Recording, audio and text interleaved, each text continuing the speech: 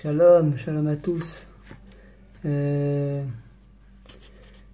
sommes en plein milieu, nous sommes au début des 3 semaines qui séparent le 17 Tammuz jusqu'à Tisha B'Av. Aujourd'hui, nous allons parler d'un sujet qui est lié au jour de Tisha B'Av et qui a une importance pour la suite des événements jusqu'à la venue du Mashiach et la reconstruction du Beth Amikdash ainsi que le retour des exilés en Eretz Israël. Ce cours sera pour la Refoua Shlema de Sarah Bat Raquel et pour son bébé que Bezrat Hashem qui puisse continuer à grandir comme il faut, Bezrat Hashem. Un zivoug pour tous les célibataires et divorcés, qu'Hachem puisse leur donner ce qu'il faut. Une grande aslacha pour toute personne qui, pour les entreprises et tout ça, et qu'Hachem envoie Bezrat Hashem Bekarov le Mashiach avec le Beth Amikdash, dont nous allons parler dans un instant. Nous allons parler un peu du lien entre le mont du Temple, le Beth Amikdash, la ville de Bétar et, bien entendu, la venue du Mashiach. Il existe un lien très fort entre ces 4 entités.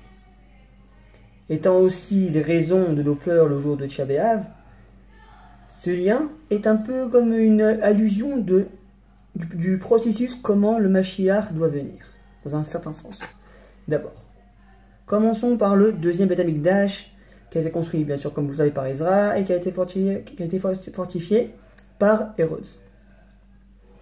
Le Beth Amikdash fut détruit, comme beaucoup le savent, par Titus, en moins 70.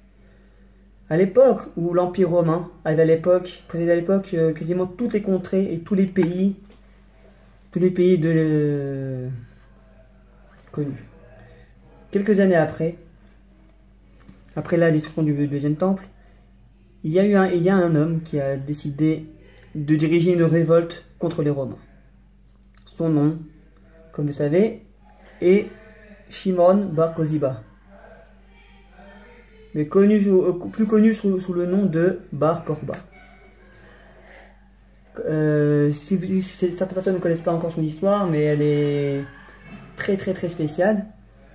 Bar Korba était une personne qui était assez spéciale. D'ailleurs, même dans la Gemara, je me rappelle plus dans quelle Masechet, le Rabbi Akiva a affirmé pour dire que Bar Korba était le Mashiach, ou plus ou moins qu'il avait le potentiel d'être le Mashiach.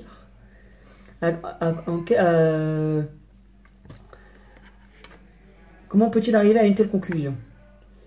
Disons que, en fait, d'après des sources historiques, d'après ce que j'ai entendu dans un cours, quand je recherche la source, que Bar Korba était quelqu'un qui était vraiment très très fort. Déjà, premièrement, il a réussi à maintenir un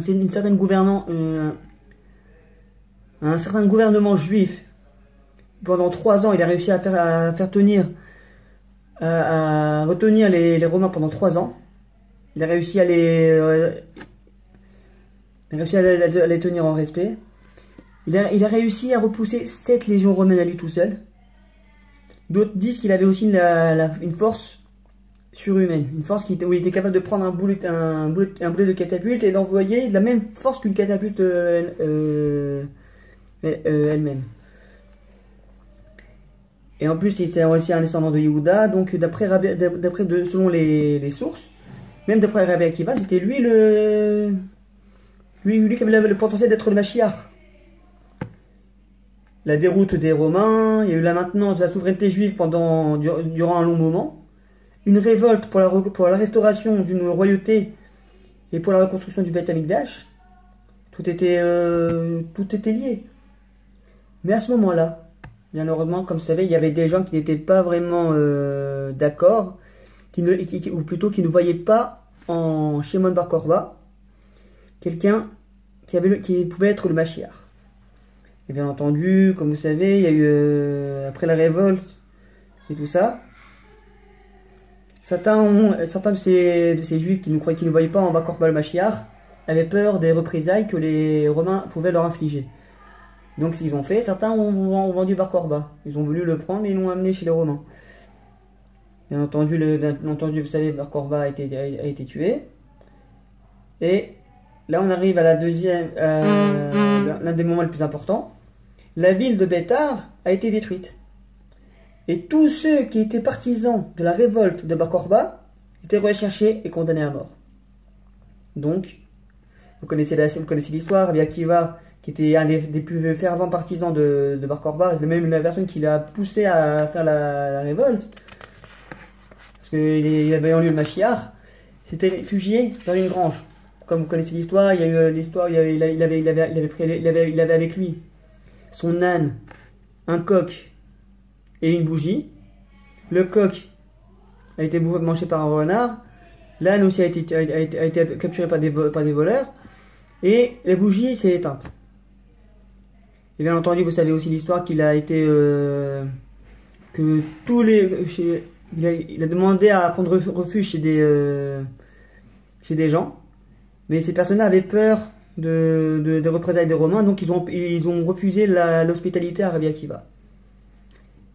Mais comme vous savez, il y a toujours du bien dans chaque chose que fait Akadosh Baruch Hu. Bien sûr, il s'est caché dans la grange.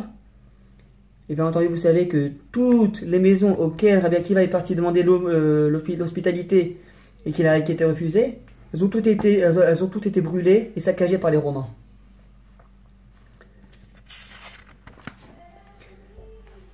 Donc imaginez-vous que cette histoire-là, il a réellement sauvé la vie.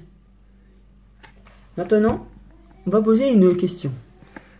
En quoi la mention de la ville de Bétar est-elle tellement importante aux yeux des Romains, aux yeux de cette histoire de Tisha B'Av et tout ça? Et pourquoi est-il si important de mentionner cette histoire? De mentionner le nom de cette ville? En fait, si en me rappelant d'un cours que j'ai entendu, il est important de mentionner que la ville de Bétar était la ville de naissance de Bar Korba. Cette ville où avait vécu son enfance celui qui avait l'étoffe d'être le Mashiach. Et d'ailleurs, bien entendu, elle a été saccagée par les Romains afin que les Romains montrent leur mépris auprès de la personne qui leur donnait la retraite pendant 3 ans. Et aussi, là c'est un truc que j'ai trouvé que c'est extraordinaire, il est aussi important de mentionner où se situait la ville de Bétar en Eretz Israël. J'ai vu d'après la carte, elle se situait au nord-ouest de Jérusalem, donc entre la ville de Jérusalem et la ville de Yavne. Même la ville de Yavne, elle a son importance maintenant. C'est fou, hein, comme coïncidence. Bien que vous savez tous que les coïncidences, c'est vraiment le point fort chez nous, chez les Juifs. Regardez bien la suite. Comment s'écrit la ville de Yavne en hébreu? Yud Bet Nun He. Comme le verbe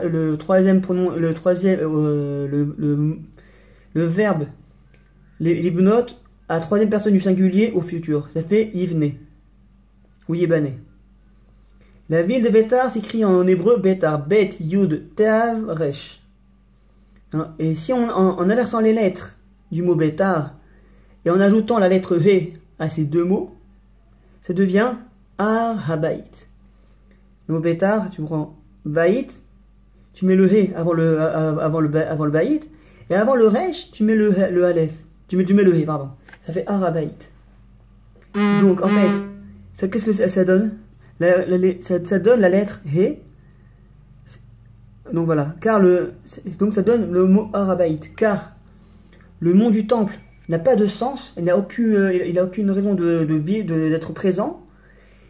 Le nom du temple et le Beth Amikdash ne peuvent pas être présents si il n'y a pas Hachem pour résider dans le Beth Amikdash.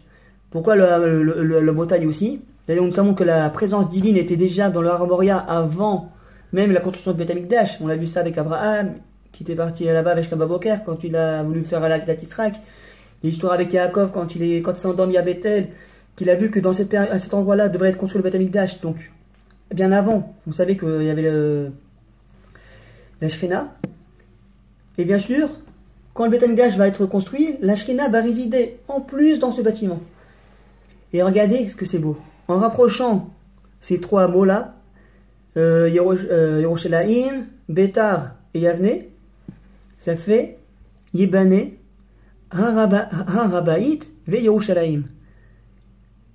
Donc, tout ça a un rapport.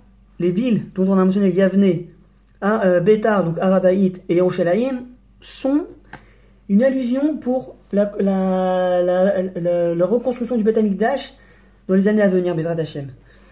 Donc on voit aussi l'histoire de l'importance de mentionner l'histoire de Bar Korba, qui avait la possibilité d'être le Mashiach, et l'allusion à la venue du roi Mashiach au mont du Temple. L'allusion à Yavne, où Ibané vient du futur, où il reconstruira dans le mont du Temple, donc à Jérusalem, le troisième et dernier Beth Amikdash. Bien entendu, il est important de mentionner que pourquoi est-ce que on ne mentionne on va finir ça en beauté. Pourquoi est-ce qu'on ne mentionne pas les Tachanounim le jour de Tisha B'Av? Comme vous savez, il est important de mentionner que le jour du mois de Av est un moment de Tsahar, mais il faut pas oublier que c'est aussi un mois de Ahava. Même le jour de Tisha B'Av est un mois de Simcha. Enfin, pas de Simcha, de Ahava, d'amour. Pourquoi? Parce que Hachem a fait un choix. À cause de ce qui s'est passé pendant la période avant le second Beth Amikdash, c'était la haine gratuite. Mais Hachem avait fait un choix qui était très décisif, qui était très dur. Soit il détruisait le Beth Amikdash, soit il anéantissait le Ham Israël, Chas v'Shalom, et en même temps son alliance qu'il avait faite avec Abraham. Donc en fait, Hachem, quand il a détruit le temple, c'était pas parce qu'il nous haïssait ou qu'il n'avait plus envie de nous, mais c'était par pur amour pour le Ham Israël. Et donc, tout notre exil est un moyen de nous enseigner, de nous apprendre à revenir auprès d'Hachem avec toutes les difficultés qui sont durant ces périodes-là. Donc, nous souhaitons, Bezrat Hashem, que le Beth Amikdash soit reconstruit bientôt. On le pense même qu'il vienne maintenant avec le Beth Amikdash, avec le Mashiach, qu'il puisse y avoir tout ce que nous puissions obtenir, avec le retour de nos frères, pas seulement ceux d'Yehuda et de Binyamin, et aussi les 10 autres tribus qui viendront, Bezrat Hashem, très prochainement. Et je vous souhaite à tous bonne fin de semaine et Shabbat Shalom.